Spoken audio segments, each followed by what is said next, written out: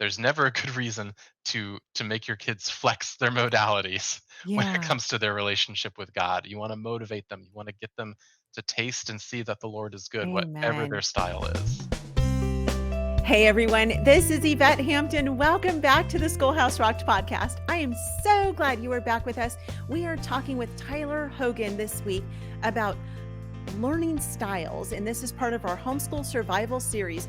If you missed our really extensive episode on Monday, go back and listen to that. We went way over time because it was such a great conversation, and I just could not wrap it up because we have so much to talk about. And this is so important. This topic of understanding how our kids learn, how they are to memorize things, how their memory works, how they concentrate on things. Um, it's so fascinating to me. And it's something that as a homeschool parent, we really do need to understand because we have the ability to teach our kids to their specific learning style. God has created each one of them uniquely. And so we're going to talk about that today, how God's made each one of us in a unique way and we learn differently. And so we're going to dig into that. But before we do that, I want to thank our sponsor, CTC Math. If you guys are looking for a great math curriculum program, online program, go to ctcmath.com. Try them out for free. See if it's a good match for your family. ctcmath.com. Our family loves them. Tyler, welcome back to the podcast. This is Thank super you so fun. much for having me. Yeah, this is a great conversation. As you were talking in the last episode on Monday, we were talking about filing different things in our brains and how, we pull different files and how that's how our memory works. And I was thinking about the movie Inside Out. Um, Hmm. I love that movie. That is, I think probably my favorite animated film because It is a brilliant it's work of art. it is absolutely brilliant. I don't often um, recommend movies on this podcast, but that is what I would say is one that if you guys have not seen that movie, it's by Pixar. If you have not yet seen that movie, watch it because it is absolutely fantastic and it will help it actually helps us as humans to understand how the human brain works a little It bit. really does. Like they did an amazing portrayal of the multi store model of memory, and Yes. things coming into that view screen. That's your sensory input. The things that the five emotions are talking Right? about. That's the working memory, and then some things get filed off into the rest of the brain's great filing system, and things that don't get accessed in a long time, Uh-huh. they decay, and eventually you can't find them anymore. Like all of that stuff, some of it's just intuitive, but it's Yeah. it's very accurate to the best of our understanding of how the mind works. It is. It's so funny. There have been many times with my girls where they're going through some emotion, and it's like I could just label them with joy or sadness or, Or whatever, disgust. or disgust or anger, happy, whatever it is. Joy's my favorite, of course. Naturally. Um, she just makes that movie. But definitely, if you guys haven't seen it, watch it. It's called Inside Out. Um, but today I want to dig really deep into we're talking about learning styles, and you wrote a book called Demystifying Learning Styles. And so we're going to talk about modalities, and I'm going to tell you that was a new word to me when it came to learning styles. And so I'm going to have you dissect that. We're going to talk about modalities and motivation. And so I'm going to let you just kind of dig deep into this and explain All to us right. what modalities are and how they work with teaching our kids. So the modalities are, people are probably familiar with the words that that go underneath it. The VAC model is visual, auditory, and kinesthetic. Some people add an R to that and make it a VARC, and that's reading and writing as a Okay. separate modality. And I mean, this theory goes all the way back to ancient Greece, and in terms of thinking about how do people learn, and what makes it easy for us to take in new information. Mhm. And the idea with these modalities is that if you teach in a way that matches your students' preferred learning modality, they will learn better. They will learn more, Mhm. and they will be able to remember things better. And there's an aspect of that that just feels intuitively right. But the hard part is there's not actually any scientific evidence to back that idea up, which feels crazy to us. Like, surely there's got to be evidence around here somewhere. Um, Right. and as I was digging into this topic, what I found was that there's zero links between mapping or matching a student's preferred learning modality with your teaching and having that generate better academic performance. No links. Interesting. What there is a strong link. The studies show us that mapping to your student's preferred modality can improve their motivation. That doesn't necessarily mean that they're going to have better academic performance, but if they're motivated, there's a good chance they'll perform better. Yeah. And I like calling these learning preferences rather than learning styles, because style sounds like if you don't teach this way, your student can't learn.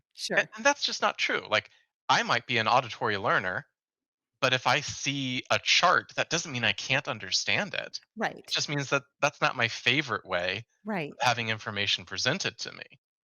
So there was a amazing, beautiful study that was done on this topic a few years back, and um, so what they had was a group of elementary school students, elementary to middle school, and they were going to be doing some new construction on their school building, and they wanted to get student input on what they liked about their current building, things they didn't like and thought could be improved, and that sort of thing. And so what they did was they gave all of the kids an assessment to find out, what was their preferred modality.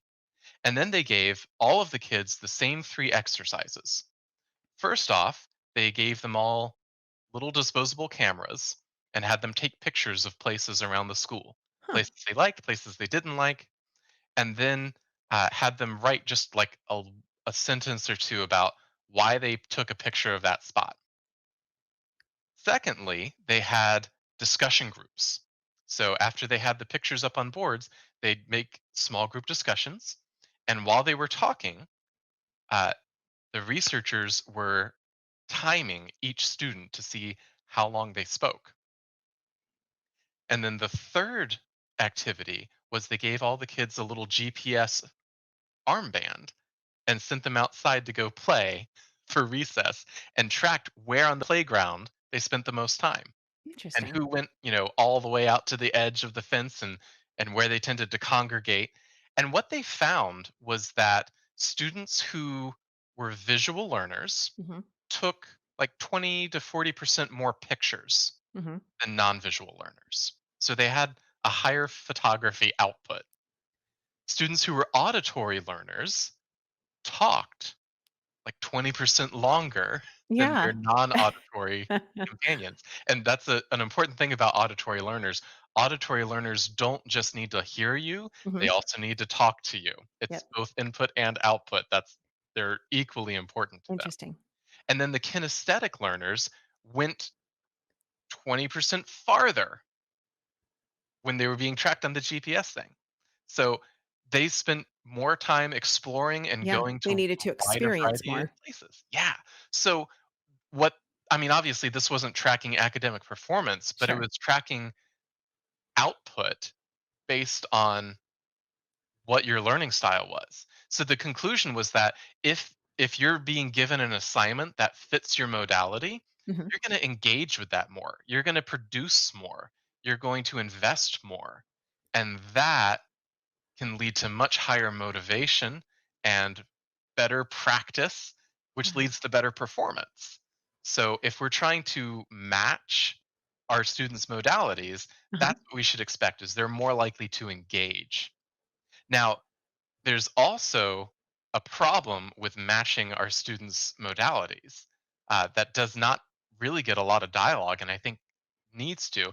And that's the idea that we also need to not just help our students learn in the way that is best for them, but we need to prepare them for lives outside of the home Yes. where things are not going to be presented to them as their preferred modality. Right, because not So, every employer is gonna ask, "What is your learning right. modality?"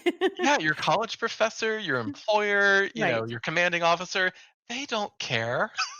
They Right. just want you to do the thing. And if they care at all, that's like a miracle. So we need to be able to use these modalities Mhm. to help them in subject areas where they're already demotivated. Mhm. So if your kid hates math, don't give them something that's not going to fit their learning preferences. Give them something that's going to make it easier Right. to engage. That's just one less barrier that you have to overcome as a teacher. Yeah. But if your student is highly motivated, then that might be a great opportunity to throw something at them that's going to be more challenging.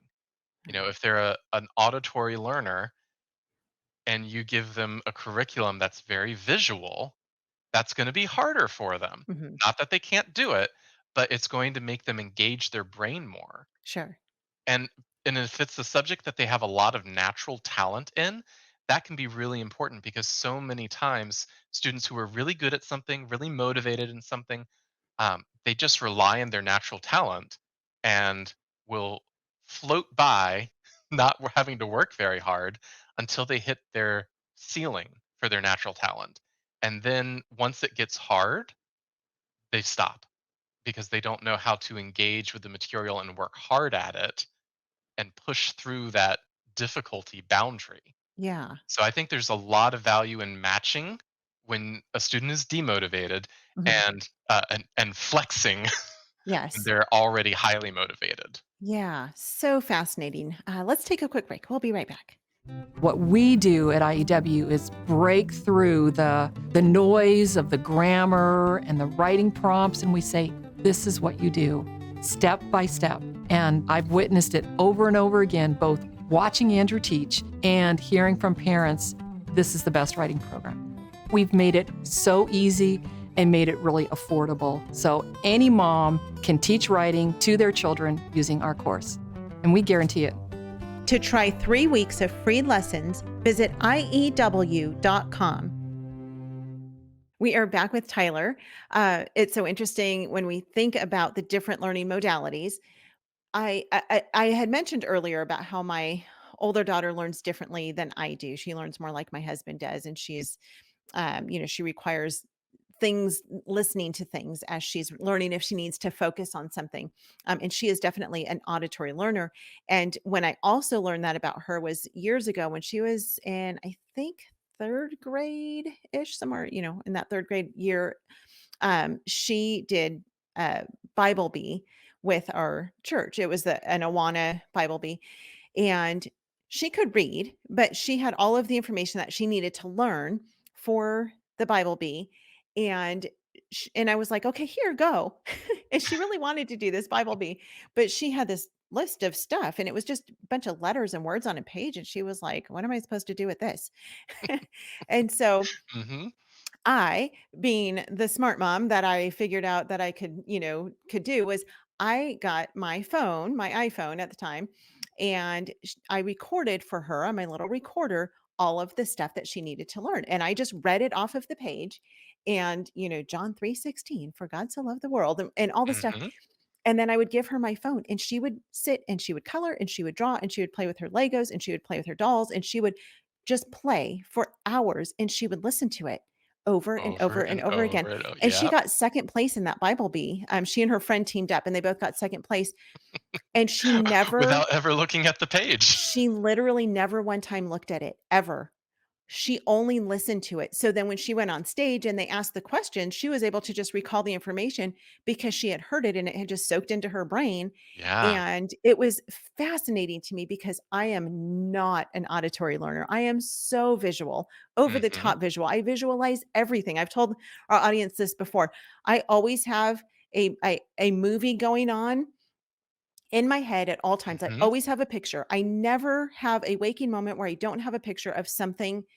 If I'm talking to you on the phone, I have a picture of you and what, if you're in the kitchen doing dishes, but like I'm picturing everything.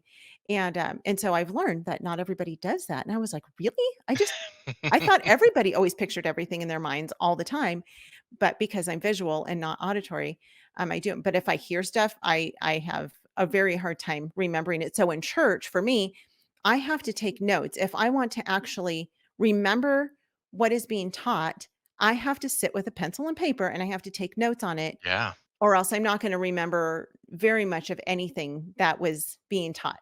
So anyway, it's so interesting. And so Yeah, Um, I've got an artist friend who he will do cartooning while he listens to oh, sermon, and sometimes he posts his sermon notes, and they're just these little cartoons that he's doodling in service, and I mean, you might look at that and be like, "Ah, why is he doodling in service?" No, he's trying to pay attention.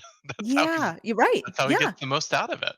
Absolutely. I've seen, ladies in church sometimes and they're like knitting sweaters or blankets and things like that because they have to do something with their hands in Yeah. order to pay attention. And that would be your kinesthetic learner, Yes. who does something like that. So let's talk really quickly about how can we harness the preferred learning because we talked about it being a preference, a learning Yes. preference. How can we harness that and help our kids engage in what we're trying to teach them and actually learn the material that we're wanting them to learn.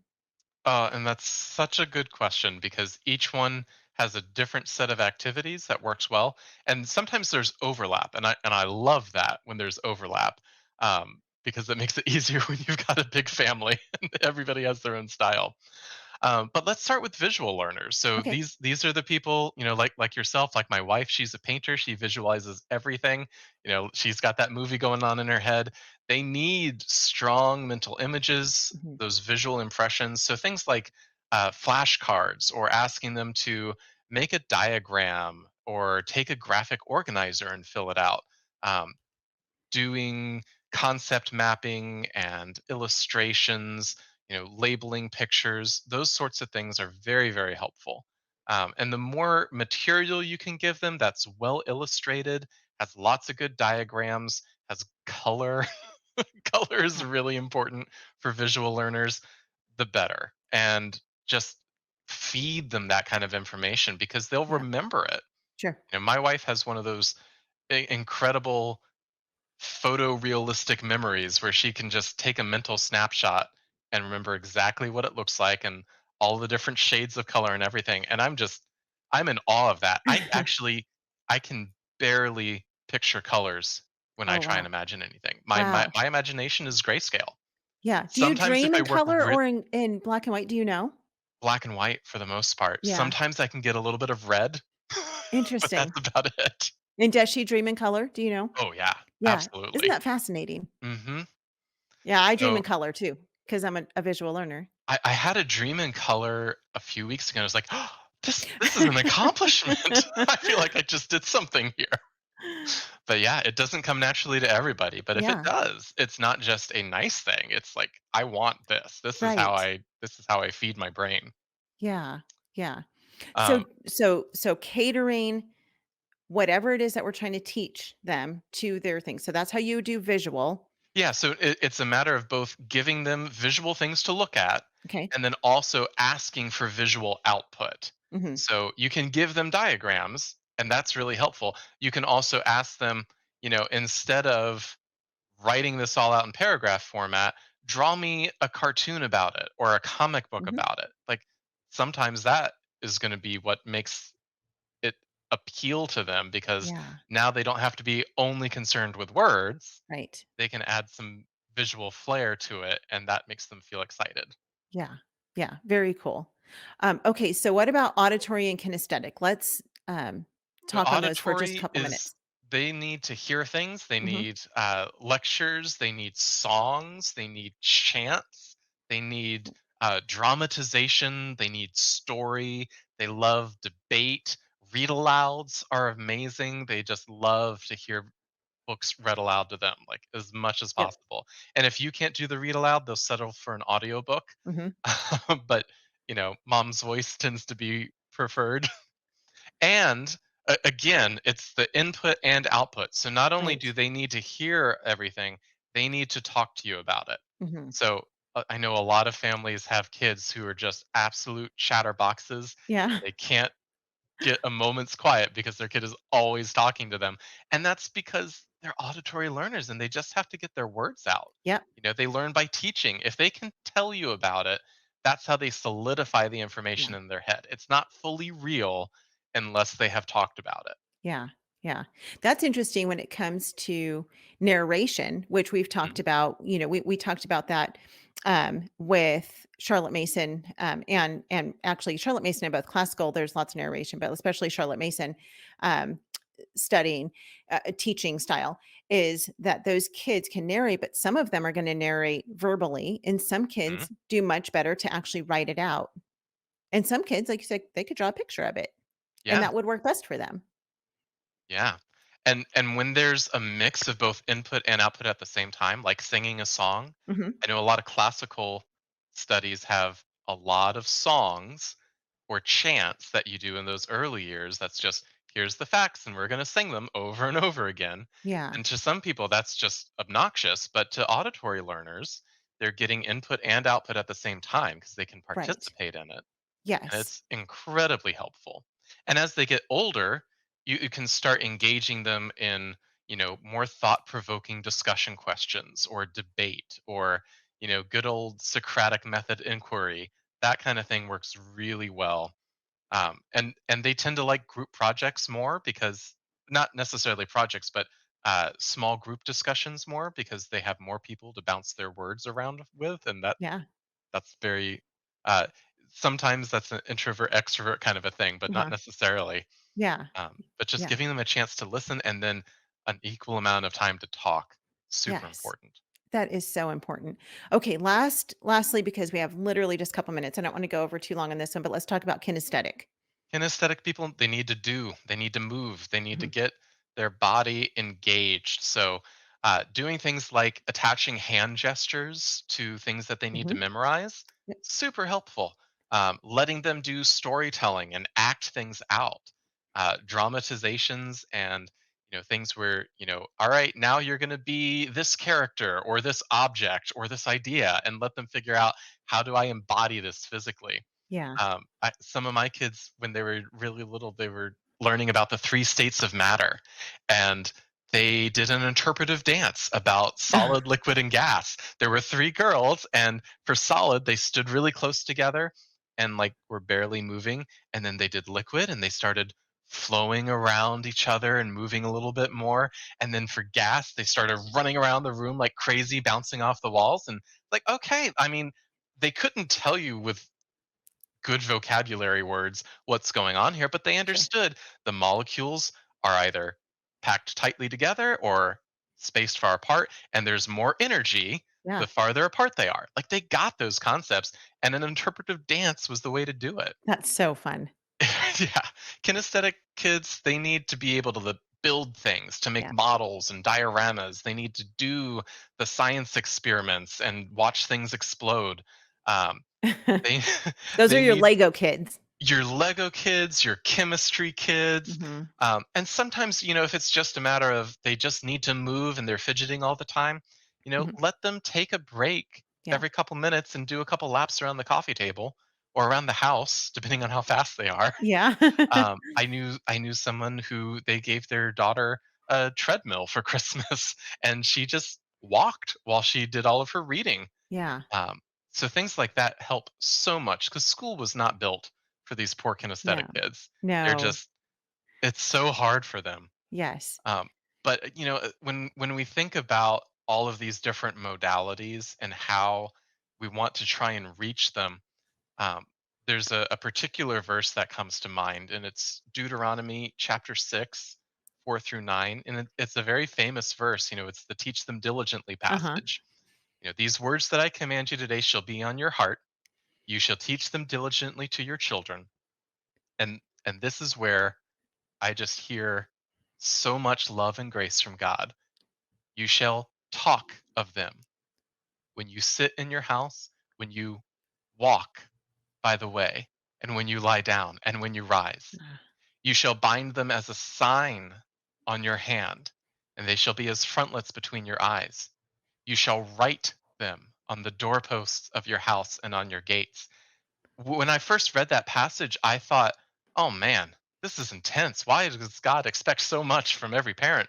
But yeah. as I started studying learning styles, I realized we're seeing all of the learning styles in this passage. Yeah. This isn't just about putting a burden on parents, it's about casting a wide net so that whatever your kid's style is, you've found a way to engage them, whether you're talking or Yeah. walking or writing or making signs. Like all of those styles are covered Yeah. because God doesn't want anybody's modality to get in the way of them knowing him. And as parents, when we activate our kids' modalities Mhm. and motivate them to engage, we're doing them such a great service, particularly when it comes to spiritual things. There's never a good reason to make your kids flex their modalities when it Yeah. comes to their relationship with God. You want to motivate them. You want to get them to taste and see that the Lord is good, whatever their Amen. style is. Amen. Oh, I love that. Okay, there is no better way to end this episode than that. Pointing them back to Jesus, teaching them how to learn about their Savior and their Creator. Thank you so much, Tyler, for being with me again today. We are going to be back tomorrow to tie up this whole week on learning styles and how we can teach our kids and how they learn. It's so exciting. I really appreciate all of the effort and study that you've put into this so that we can learn from you. I am that student who's learning from you right now. And so it's really fun. Um, thank you again for being with us. Where can people It's a find out more pleasure. about you, Tyler? Brightideaspress.com. That's our publishing company. We do Okay. geography, history, science, literature, pretty much anything but math. And we try and write all of our curriculum to appeal to a wide variety of learning styles and to Love make it. it easier for any parent and teacher to do a great job teaching their kids. And we have a book called Demystifying Learning Mhm. Styles that goes into all of this and more. And I hope you'll take a minute to pick that up. It's a quick read. We Yep. tried to make it as quick and practical as possible. Yes, yes, it's a fantastic book. I got a copy of it, and you guys, we can only hit so much of this week. Definitely get the book because it digs so much deeper into all of this. But it's like you said, it's an easy read, and so it really. I'm a highlighting girl because I'm visual, so I've got my highlighter and I've got my book, and I love to go through and just highlight all of the things that I want to remember. So thank you for taking the time to write that book and for teaching us this week. Thank you guys for listening. We will be back with you tomorrow. If you've not left a review for the podcast, we would love it if you would do that. If you are enjoying this podcast and it's a blessing to you, let us know. Let us know how it's blessing you. And that helps others to know how it can be a blessing to them as well. So if you would go to iTunes or wherever you listen to the podcast, leave a review. We would greatly appreciate that. Have a great rest of your week, and we will see you back here tomorrow. Bye.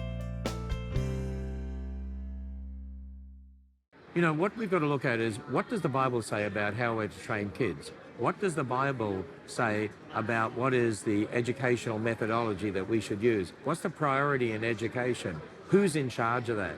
Who ultimately is responsible for the education of your kids? At the end of the day, education is discipleship. And this is something I didn't understand until I was probably 3 years into homeschooling. The Bible teaches us in Luke 6:40 that when a student is fully trained, he will be like his teacher. And as we look around the culture right now, I think it begs the question, who is teaching our children?